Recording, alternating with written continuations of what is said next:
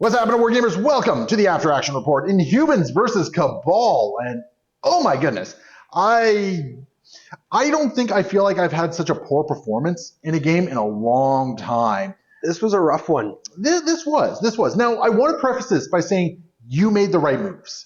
You did good moves. You did some really good stuff, like baiting me into the early scroll there, Zemo coming up early on.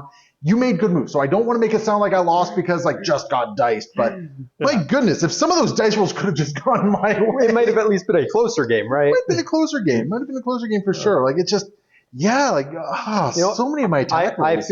I feel like this is kind of making up for what you did the last time I brought Cabal on here, because your Weapon X just tore through me last time. That's fair. Weapon X kind of ate your lunch. No question about that one. This was kind of rough. So there's a couple plays I do want to talk about that I think were really kind of pivotal. One play on your end with Proxima Midnight just being an absolute Chad and going, it's like, well, why fight? Just go over here, right? Who needs Corvus? Proxima did so much for me this game. Yeah, Corvus dummied Black Bolt. Dummied Black Bolt, but that's kind of expected. Yeah, Corvus was going in with like 8 or 9 power that he had on him. Took you 2 attacks. It still took him 2. Like, all things considered, Corvus actually kind of did a bad job there. Yeah, that was weird. Like, I think that was actually the story of this game. We had some characters that just did not show up. Yeah, I mean, Corvus didn't even get to go round 2. Yeah. Round 3, he killed Black Bolt and called it a night. Yeah. Round 1 obviously was just, I mean, he grabbed that middle scroll. Grabbing that middle scroll turn 1 was actually, I think, a relatively big deal. So it was. It forced me to be a little bit more proactive, be a little bit more aggressive. Yep. Which obviously, like, you saw some inexperience with me and Inhumans in this instance, because I really didn't know how to pivot that. But yeah, so Corvus really didn't show up. Beta Ray didn't really show up either. Not at all. He ate damage like nobody's business, and I'm not used to seeing that from Beta Ray.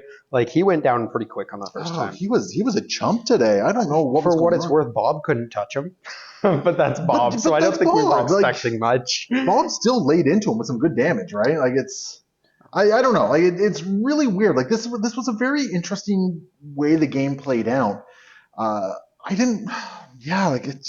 don't know what to say. Like, Black Bolt showed up for one action. Yeah, Black Bolt had that, like, taking out Corvus there was really good on Black Bolt's part. It was. And I feel like I made the right calls with all of my stuff. Denying Corvus an activation is never a wrong call, right? True, yeah.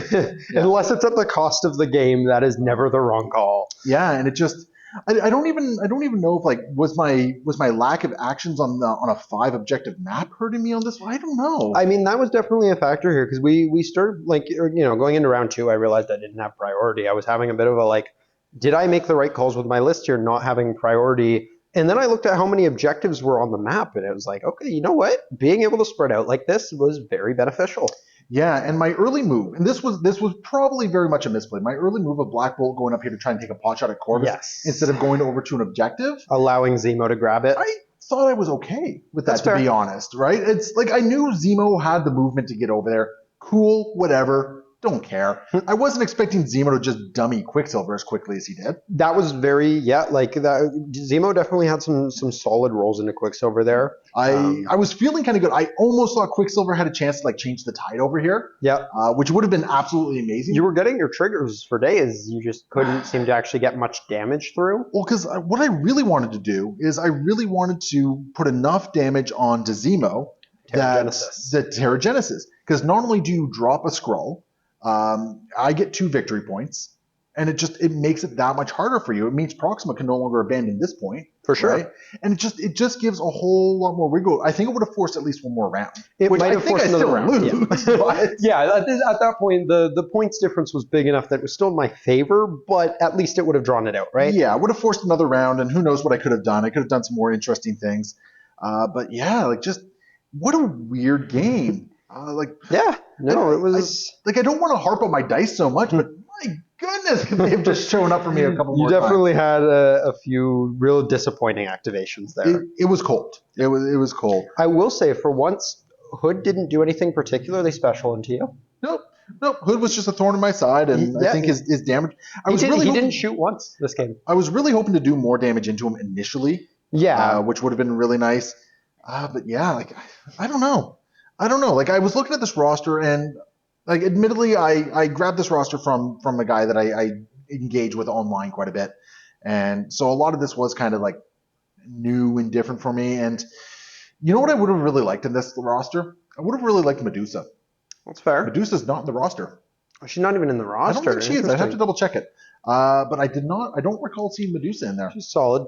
She's a very solid control piece as far as I There's understand. a bunch of times I would have really liked to have Royal Decree sticking around. That's also, fair. she's a great control piece. She gets in, she throws people, she pushes people. And early in this game, like turn one, the amount of shoves that you were throwing around, I was a little worried going into the rest of the game that I wasn't going to be able to keep up with that. Like, because I don't have much in the way of. That's okay, man. My dice got you, fam. My dice got you. I didn't have much in this list in the way of like getting Corvus back into position outside of Red Skull, but that's a full activation to do it. So I was a little worried about those, but and maybe that was one of my faults as well. Like maybe I went too hard into Corvus. Maybe you definitely put a lot of control on him. Now, granted, I mean, if some of my dice rolls showed up, I wouldn't have had to put so much into Corvus.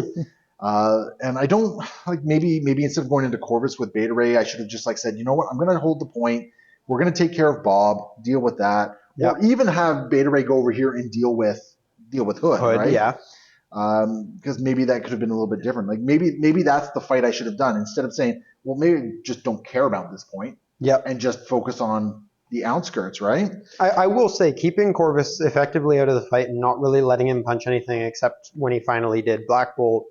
That was extremely aggravating to play around because Corvus is supposed to be the center of this list. If Proxima didn't show up the way that she did tonight, it might have went very differently because of that. Yeah, no, Proxima was a hero in this. Proxima and Zemo, the three threats were on fire today. Yeah, and I mean Bob was just a perennial point scorer. Yeah, Bob was solid. He scored me points every round. Yeah, until the end, but which was really cool for him. And no, just in general, like your support pieces really showed up today, and did a lot of really good stuff. Like even Red Skull.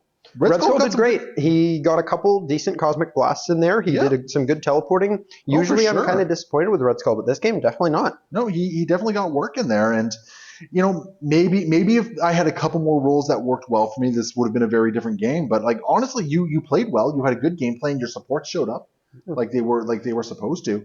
Like even without Corvus, you controlled the objective game through and through, right? So yeah, like I am going to chalk this one up. I probably didn't play my best in this game. That's fair. I think that's fair. And I probably started making poorer decisions when my dice started not doing things for me. And to throw some context into that too, like you haven't played Inhumans in how long? Been a while, man. And in our local league, I've been playing this Corvus Cabal Hydra list. So I've got so when we chatted, and I'm like, "Are you bringing a tough list?" I've been playing it a lot lately, and while I don't know if it's necessarily the most competitive list in the world, I've at least got a good number of reps on it. Which is fair. Yeah, you're more comfortable with the list. I definitely had some pieces that I wasn't sure about. You know who I would have liked in this list that I didn't bring in? Instead of maybe Cabal, I should have brought Beast. Maybe, yeah. I think Beast would have allowed me to really put a lot more pressure onto you. Granted, he doesn't like all the energy that's running around. That's true. Proxima does a murder to him, and so does Red Skull. But at the same time, I think this fight over here could have been a little bit better between Beast and. That was an interesting one because, like I said, Hood never actually threw a punch this game. No, he didn't get to pistol or punch anything. But Beast with his ambush could have put a lot more pressure. For sure, you could have been contesting up my point because there was a couple turns where you had two models sitting on the back one there. Yeah, and once Beast gets in there, like then I can start throwing and all this sort of stuff. Yeah. Quicksilver, I think, was like a real weak point for me. Yeah, unfortunately, I mean, I denied him an activation round 2. Round 3, he didn't quite make up what he needed to. Yeah, like I brought Quicksilver because, like, you know what? I haven't put Quicksilver on a list for a long time. Let's bring him out. Let's see what he does. This was the wrong list to bring him out in. Yeah, unfortunately, he didn't do a crazy amount here, and you couldn't bring his card because it was the wrong type of objective for it, too. And unfortunately, what you did with Zemo was what I was kind of planning on doing with Quicksilver, and it just didn't work because it's like, well, I grabbed a scroll, and now I'm just going to take a dirt nap. Yep. Yeah, let's have a good day. So yeah, it's just there's a bunch of little things with this that I definitely want to try the list again. Oh, for sure. I definitely want to try it again and see how it goes. Maybe make a couple tweaks to it. I know Crystal was in the list, and maybe having a turret might have been a little bit more helpful. Yeah, it's fair. I don't know. It's a weird scenario for them because the cover all around the board is awkward for those kind of pepper spray models, but. I just want Beta Ray to show up once for me in a game. I don't think I've played Beta Ray once where he's actually done something for me. Which is wild because 90% of the games I've played against Beta Ray, he's the most annoying model on the table. I found him the most annoying model on the table because he wasn't doing anything for me. He somehow has 0 power and nothing to show for it. So frustrating. Yeah. But anyway, yeah, I think we've beleaguered this particular dead horse enough. So guys, definitely leave some comments below. Get involved in the conversation. Let us know what you think. If you have tips and tricks on how to use Inhumans, leave them in the comments below as well. I definitely want to hear about them because this list will be coming back again at some point. I definitely want to give it another go. And of course, if you want to support the channel, hit up patreon.com/AegisBrand and $1 a month keeps the lights on, keeps these coming, and we appreciate it very much. So thank you so much for watching. Happy wargaming.